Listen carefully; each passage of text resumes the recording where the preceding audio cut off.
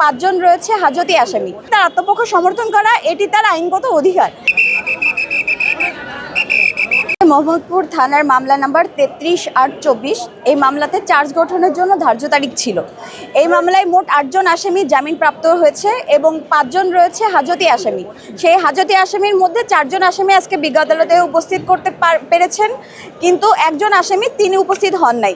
যেহেতু হাজতি আসামি সকলকে উপস্থিত থাকতে হয়, কারোর অনুপস্থিতিতে চার্জ গঠন করা যায় না। এই কারণে চার্জ গঠনের জন্য পুনরায় আরেকটি ডেট ধার্য করেছে বিজ্ঞ আদালত।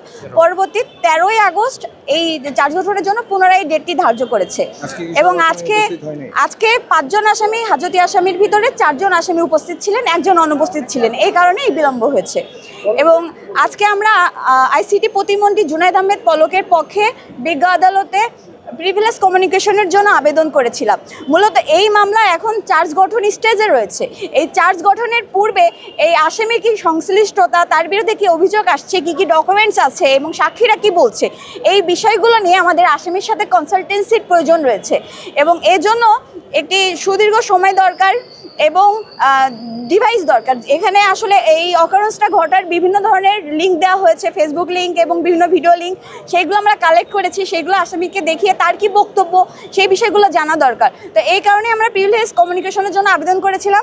বিজ্ঞ আদালত পরবর্তী জেল কোড বিধি অনুসারে ব্যবস্থা নেওয়ার কথা বলেছে। পরবর্তীতে পুনরায় আমরা তাকে রিকোয়েস্ট করি, যেহেতু এই ডিফেন্সের বিষয়, একটা আসামি তার আত্মপক্ষ সমর্থন করা এটি তার আইনগত অধিকার এবং এই অধিকার থেকে সে যাতে বঞ্চিত না হয়, এ কারণে আমরা বিজ্ঞ আদালতকে জানিয়েছিলাম যাতে আমাদেরকে প্রিভিলেজ কমিউনিকেশনটা গ্রান্ট করা হয়।